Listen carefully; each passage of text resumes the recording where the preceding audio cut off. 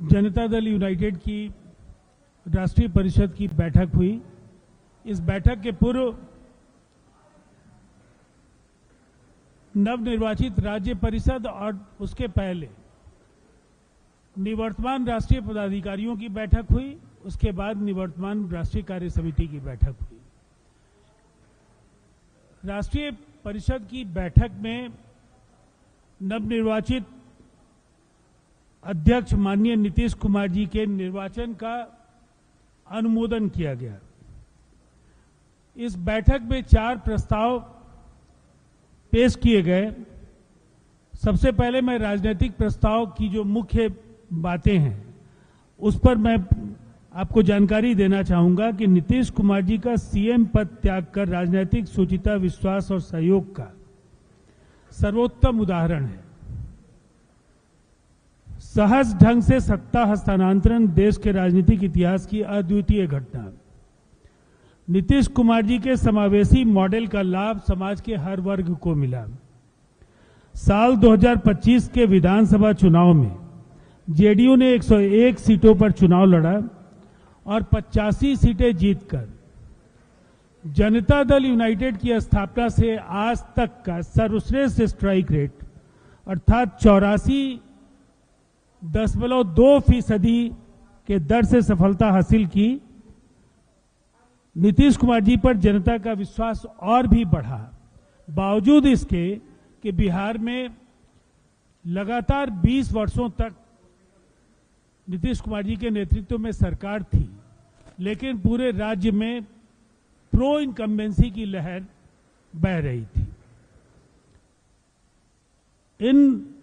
इस चुनाव में 101 सीटों में से जेडीयू ने 63 सीटों पर अति पिछड़ा एवं पिछड़ा वर्ग को टिकट दिया।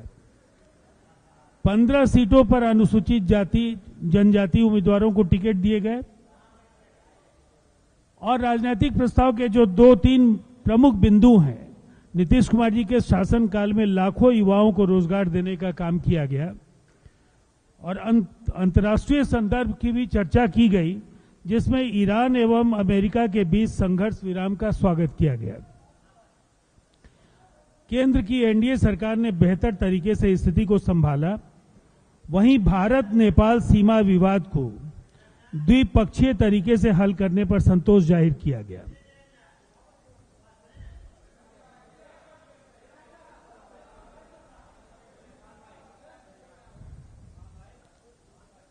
अब ये संगठन संबंधी प्रस्ताव है।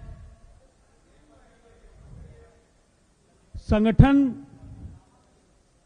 सत्ता तक पहुंचने की सीढ़ी है।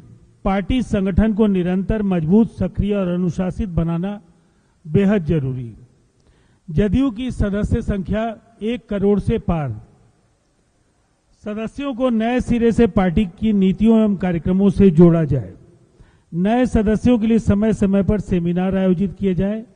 कार्यकर्ताओं के लिए प्रशिक्षण शिविर और इस तरह के शिविरों में विचारधारा से उन्हें जोड़ने पर जोर दिया जाए।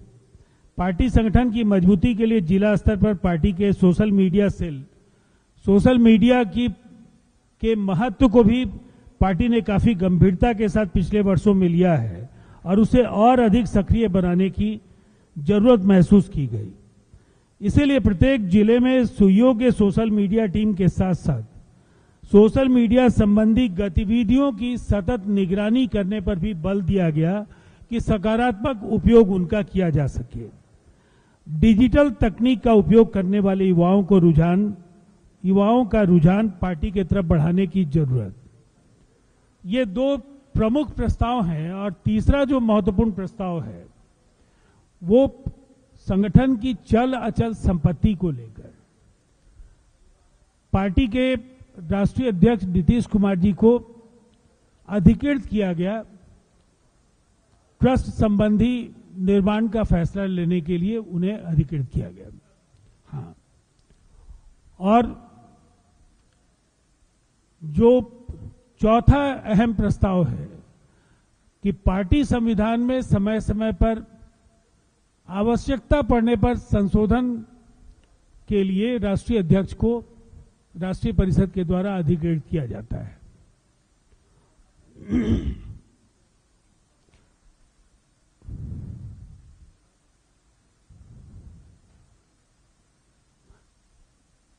अब आज जो सबसे महत्वपूर्ण बात जिस पर आप सबका ध्यान आकृष्ट करना चाहूंगा, बिहार में एनडीए की सरकार के कार्यकलाप की राष्ट्रीय अध्यक्ष नीतीश कुमार जी ने मुक्त कंठ से सराहना की। 7 निश्चय पार्ट 3 के कार्यक्रमों को जिस तरह से सम्राट चौधरी जी के नेतृत्व में सरकार लागू कर रही है, उससे उन्हें काफी प्रसन्नता हुई है। इसलिए कि 7 निश्चय के तीनों हिस्सों के जरिए 20 वर्षों में बिहार का जो विकास, अकल्पनीय जो विकास संभव हुआ, 7 निश्चय पार्ट 3 की निरंतरता राज्य को विकसित राज्यों की पात में पहुंचाने का काम करेगी। और इस काम में केंद्र सरकार का भी जो सहयोग मिल रहा है, उसकी भी उन्होंने जमकर तारीफ की। उन्होंने राष्ट्रीय परिषद के जरिए पार्टी के करोड़ों कार्यकर्ताओं को आश्वस्त किया है कि वो ज्यादा से ज्यादा वक्त संगठन की शक्ति संवर्धन के लिए देंगे और जहां भी आवश्यकता होगी पार्टी के कार्यक्रमों में जाएंगे। दूसरी तरफ राष्ट्रीय कार्यकारी अध्यक्ष संजय झा जी ने निशांत कुमार जी को पार्टी का भविष्य बताया और ये उन्होंने भरोसा जताया कि आने वाले 3-4 दशकों तक पार्टी को एक सबल और सक्षम नेतृत्व निशांत कुमार जी की ओर के रूप में मिलता हुआ दिख रहा है। बतौर स्वास्थ्य मंत्री जो उन्होंने कार्य किया है, उसे काफी उम्मीदें जगी हैं। और साथ ही साथ उन्होंने ये भी कहा कि पार्टी अन्य राज्यों में सांगठनिक विस्तार की दिशा में काम करेगी और उन राज्य इकाइयों की ओर से अगर निवर्तमान मुख्यमंत्री और पार्टी के राष्ट्रीय अध्यक्ष नीतीश कुमार जी को आमंत्रित किया जाएगा तो वहां वो समय देंगे और जाएंगे। तो स्पष्ट है कि अन्य राज्यों में भी पार्टी के सांगठनिक विस्तार में राष्ट्रीय अध्यक्ष नीतीश कुमार जी हिस्सा लेंगे और अपना मार्गदर्शन पार्टी के कार्यकर्ताओं को देंगे। निशांत कुमार जी ने जो बातें आज कही वो भी बेहद अहम है और जिस तरह से उन्होंने पार्टी के प्रति आभार प्रकट किया, बिहार की जनता की सेवा को लेकर के राज्य परिषद की बैठक में उन्होंने विस्तार से अपनी बातें रखी, तो हमें पूरा भरोसा है कि नीतीश कुमार जी के ये बात, चूंकि संजय झा जी ने अपने संबोधन में भी कहा कि जिस समय मुख्यमंत्री पद से नीतीश कुमार जी ने मुक्त होने का निर्णय किया था तो पार्टी को ऐसा लगता था कि आगे क्या होगा, लेकिन निशांत जी को लेकर जो उम्मीदें बढ़ी हैं और जिस तरह से उनके सहज विनम्र भाव से पूरे बिहार में पार्टी के आधार को और व्यापक बनाए जाने की संभावनाएं बन रही हैं, तो हम आश्वस्त हैं कि आने वाले वर्षों में पार्टी को एक बेहतरीन नेतृत्वकर्ता मिल गया है और प्रदेश को भी उनमें भविष्य अपना दिख रहा है। इस मौके पर केंद्रीय मंत्री राजीव रंजन सिंह ललन जी ने भी निशांत कुमार जी के नेतृत्व को लेकर एकजुटता जाहिर की और उन्होंने भी उनमें काफी संभावनाएं देखी। अब आप लोगों के अगर कोई सवाल हैं तो।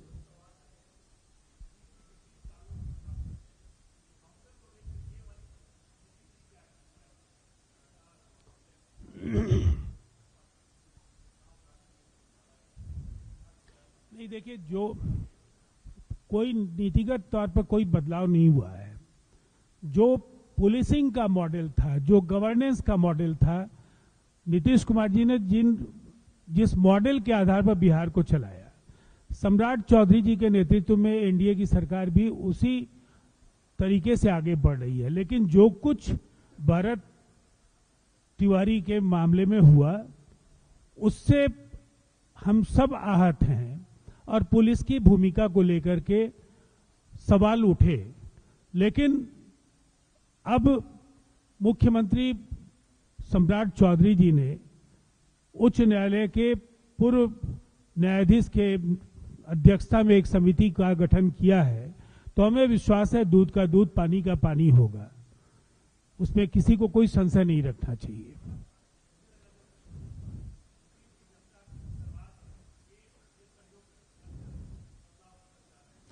नहीं, देखिए, सहयोग शिविर भी एक अभिनव प्रयोग है और नाम कुछ दिया जा सकता है किसी भी अभियान को।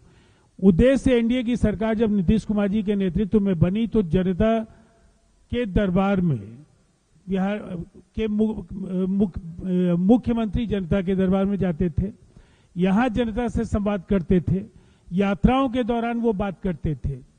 कई बड़े जो युगांतकारी कालजयी निर्णय बिहार में हुए हैं, उन यात्राओं के फीडबैक के आधार पर हुए हैं।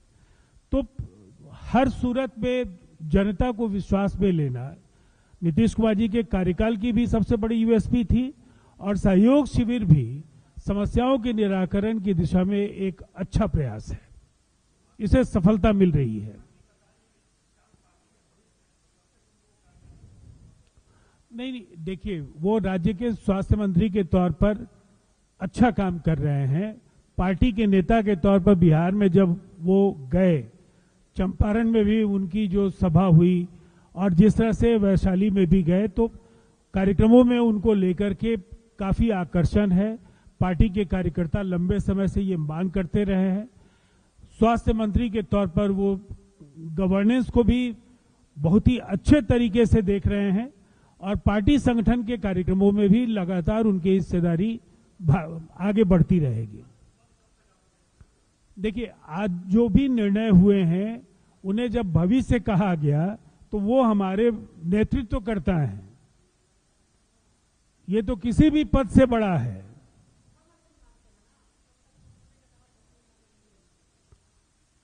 देखिए, अभी तो आपने अभी हमारा राजनीतिक प्रस्ताव अगर आपने देखा, उसके प्रमुख बिंदुओं की मैं चर्चा कर रहा था कि शांतिपूर्ण सत्ता हस्तांतरण, एनडीए में सामंजस्य और सहयोग में कहीं कोई कमी नहीं आई और हम लोग मिलकर सरकार चला रहे हैं। और बतौर जो उत्तराधिकारी सम्राट जी ने भी नीतीश कुमार जी के मॉडल पर ही आगे काम जारी रखा है।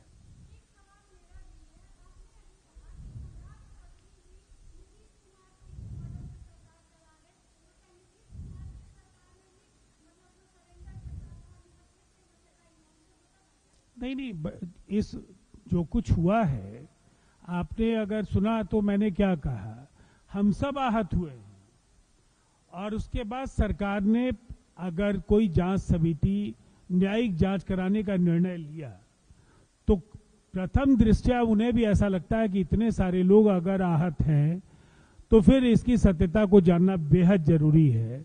पुलिस की भूमिका पर सवाल उठे, हमारी पार्टी के ओर से भी कहा गया, भारतीय जनता पार्टी के नेताओं ने भी अपनी बातों को रखा है। अब चूंकि न्यायिक जांच हो रही है तो उसका निष्कर्ष को साझा होने दीजिए।